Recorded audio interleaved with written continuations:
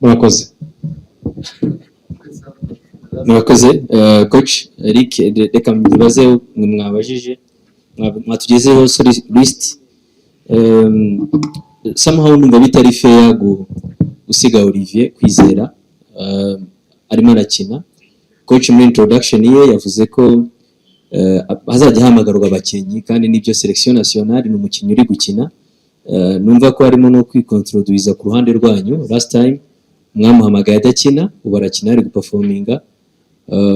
He was even voted as the best player of Rayon Sport last month. Sinumva rero ukuntu ugebye ku bakinnyi b'abaroko cyangwa niba ari ikindi kibazo kidasanzwe cyatuma wenda atahamagarwa mu ikipe y'igihugu, ariko performance wise I think ko yagakwiye kuba included kuri liste turebye abakinnyi dufite, cyane cyane ko Fiacre Noir since last time Fiacre Noir since the last game against South Africa yongeye gukina muri club ye. Ndumva rero nabyo bitari fair. Ndabaza abayobozi ba federation. Okay. Can I respond on that question? Ndabaza abayobozi ba federation twumvishe hanze from some of their friends cyangwa se mu miryango yabo ko hari contact mushobora kuba mwarakoze ku bakinnyi bamwe nk'aba Trésor Ndayishimiye, Mike Trésor Ndayishimiye ukina ikipe Burnley, even ndabona muri umunawe Kale Mateo ari kuri no list.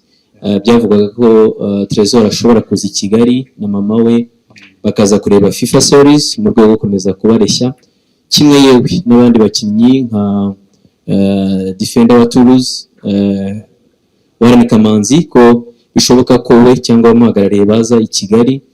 Yewe hari n'andi mazina Perezida amaze igihe nka Emirano Wam bivugwa. Hari umwana w'umunyarwanda unafite ibyangombwa by'abahorandi ukinira Juventus.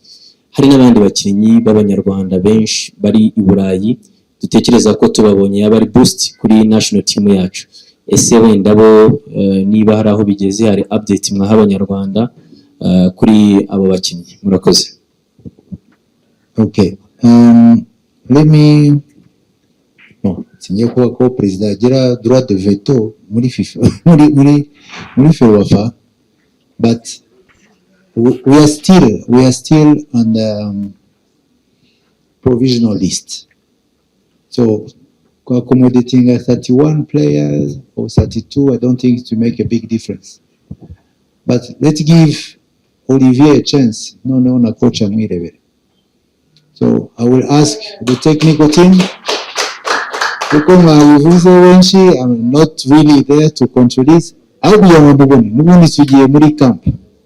So at least maybe the coach at the SG now to have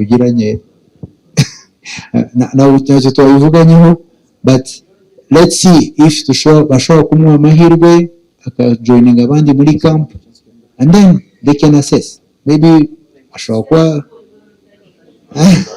okay, baba benshi bagera mu ijana if we take, but if they insist so much on Olivier taking new advantage, let's see. We are still on the provisional list.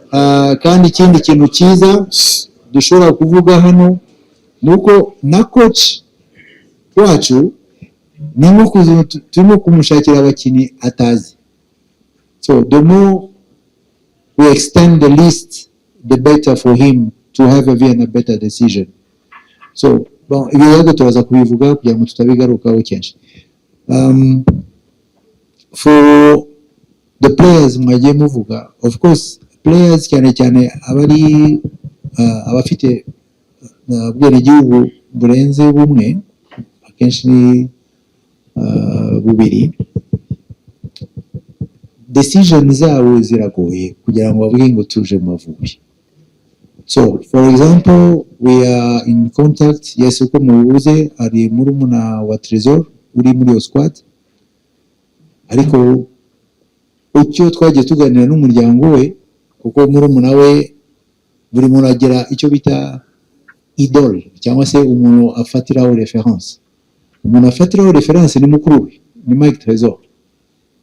So yaradusabye na mama we ati byibuze se baza bakareba n'u Rwanda, bakareba n'ukuntu FIFA series iteguwe, bakareba n'Amavubi. Ariko nabo turacyari muri discussion ndibaza ko igeze kure nuko maybe muri iyi FIFA series tutabashe kurangiza, ariko turibaza neza naza akareba u Rwanda tukabafata neza, akareba muri umuna wa kina nawe azavuga ati reka nanjye nzagusanga ubutaha. So we are hoping to have Mike Trésor maybe in the future but not now, ariko ubu azaza aherekeje muri umuna we muri FIFA series. Ikindi uwo wa Juventus Shame nawe turi in contact with both the parents na agent we, turanabasobanurira nabo impamvu yo kuza mu Rwanda ndetse no kuza kureba FIFA series. Biracyari muri negotiation, so icyo turimo gukora ni kimwe, natwe reka twishyire mu mwanya wabo mu gihe gito gishoboka. Abo bana yego bafite ababyeyi b'Abanyarwanda, ariko abo bana ntabwo bazi u Rwanda. Icyo turimo gutekereza ni ukugira ngo byibuze nabo tubahe amahirwe yo kuza gusura u Rwanda kugira ngo bafate decision itavuye mu marangamutima ya nyina cyangwa ya se bitewe n'ukuntu bo bazi u Rwanda, ariko n'umwana yumve ko ari proud to be here. Ikindi nshaka kuvuga ni uko bagenzi babo bajya kungana mu myaka cyangwa se babarutaho gatoya. Masahabu ni urugero, ugemeruka mu Bubiligi, I met him na mama we ndetse n'abavandimwe be, bo bumva bari proud. Nawe umwana we arakubwira ati niba ari ikintu kinshimisha cyabaye ku isi nuko nakiniye u Rwanda. Naho tutaragera ahantu, I'm trying to push others to follow me. The same with Gelet na uzaza. So n'abana badufasha kugira ngo bamotive nabo bandi bana kugira ngo baze. Kamanzi twaravuganye n'aba agent be ndetse n'abantu bari proche y'umuryango we, hari ibintu dusabwa gukora kugira ngo abo bana bose bibonamo kuza mu Rwanda to benefit mu Rwanda. So this is what we are doing. We are trying even to invite abo bana kureba u Rwanda, gusura u Rwanda before ko bamwe batarafata icyemezo 100% cyo gukinira Amavubi. Ariko tubirimo abo bose wavuze, we are really in touch with them, and we hope next opportunity so twakoze indi steps maybe tuzababona. Murakoze cyane. Dufite abagokipa bane, hari Fiat, Bigirimana Igo, Nyongira Patience, okay. Uyu Bigirimana Igo akina muri Suisse, la Chaux de Fonds, l'équipe yiwe. Ubundi nibaza ko baza kuri tubigereka mu kina. Hakaza wa kane ni Akizimana Adolphe akina muri APR, Nyongira Patience akina muri Police FC. Abagolikipa bane bafashe. Hakaza aba defender umunani, harimo Mutsinzi Ange akina muri Zira FC, Hakaza Manzi Thierry, Kavita Panwe muramenyereye, Nige naturellement, non, Yunusu Shimana wa APR, hakaza Manishimo Emmanuel, hakaza Niumugabo Claude, hakaza Byiringiro Jean Gilbert, hakaza na Obedi uri umukiza. Tukaba dufite n'abakina hagati umunani nabo, hariho Mugisha Bonnet, hakaza Bizimana Djihad, Samuel Leopold Gueret, hakaza Muhire Kevin, Sven Kalisa, coach amakipe bose yeah. Okay.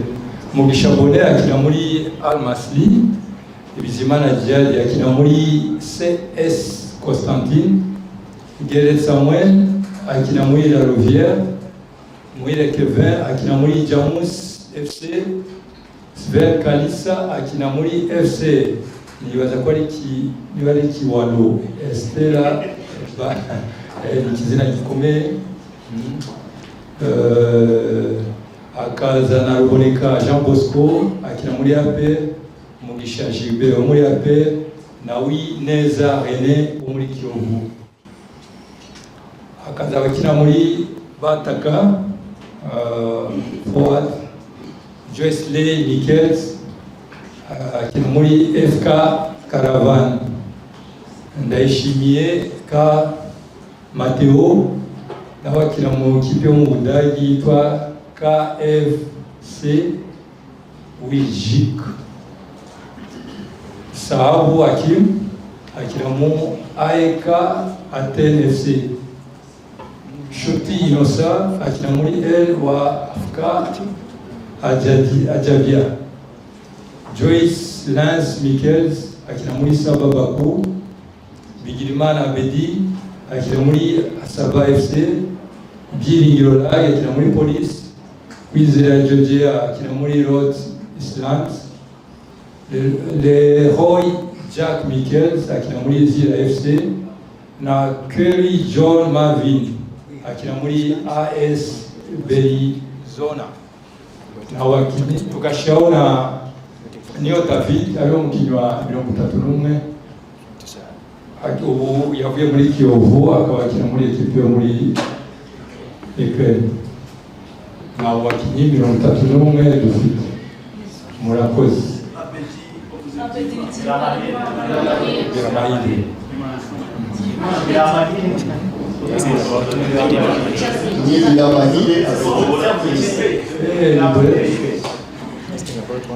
Ako ni sinabi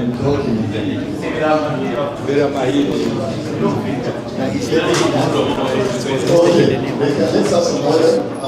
Have I followed the team? I think was one of the questions.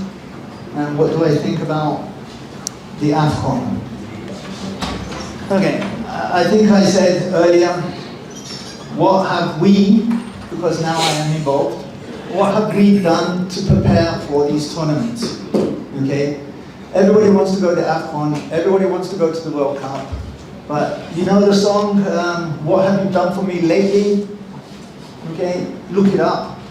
Okay, and this is where we need to start thinking about how we're going to do it. We need to plan, we need to prepare. Mr. President will have some decisions to make. We talk about here what's the message to the fans? Come and support us, what else? If you don't support us, then we have no chance.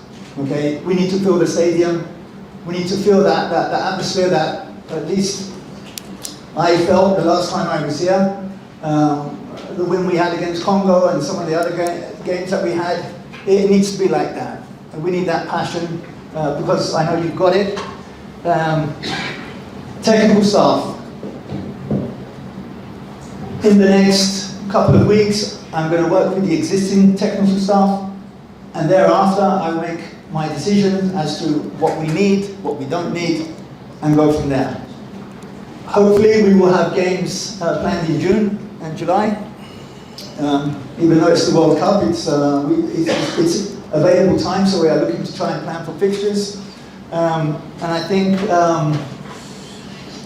as the President has said, we need a roadmap, and the question the gentleman there asked was quite relevant.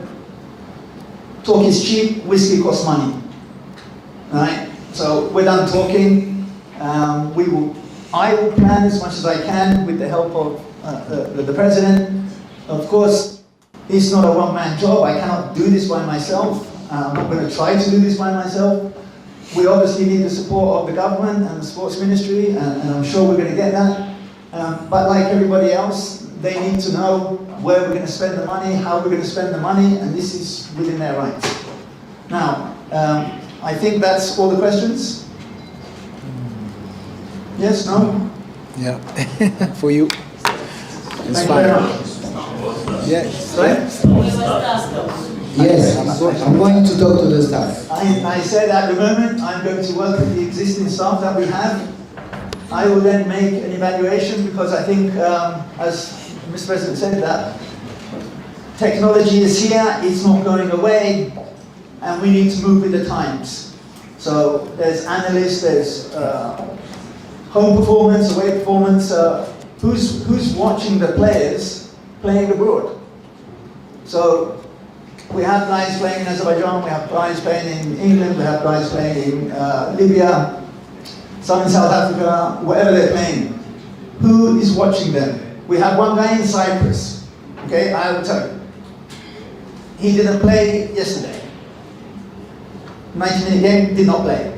The week before he played, I think it was 58 minutes. That needs to be done with every single foreign player. Just because you're playing outside Rwanda doesn't mean you're going to get picked for the national team. It doesn't work like that. Okay? And it will not work like that. If they're not good enough, if they don't do what we need them to do, they're not going to play. And I don't care who they are, how old they are, where they come from. I really don't care. If he comes here, he's going to give everything, and if he doesn't give everything, you go home or wherever he's going to. He won't be here. And that goes to the staff as well. Okay? I didn't come here to lose. But I can't win by myself. Sure. Thank you. It's clear enough.